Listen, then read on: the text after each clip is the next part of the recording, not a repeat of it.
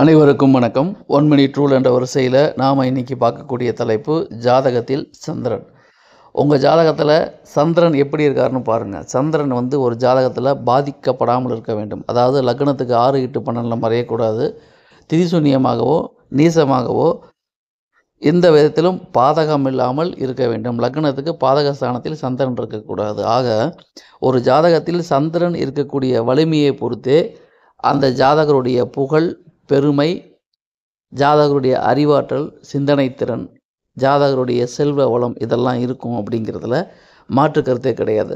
சந்திரன் அப்படிங்கிற மனோகாரகன் ஒரு ஜாதகத்தில் வலுவாக இருந்தால் மட்டுமே ஜாதகருடைய வாழ்க்கை திறன் வலுவாக இருக்கும் என்பது முழுக்க முழுக்க பொதுவான தகவலே. சந்திரன் பாதிக்கப்பட்டால் ஜாதகருடைய பணநிலையும் பாதிக்கப்படும், மனநிலையும் பாதிக்கப்படும். தனிப்பட்ட ஜாதகத்தை பொறுத்து பலன்களில் நிச்சயமாக வேறுபாடு உண்டு என்பதை மறக்கக்கூடாது. நன்றி, வணக்கம்.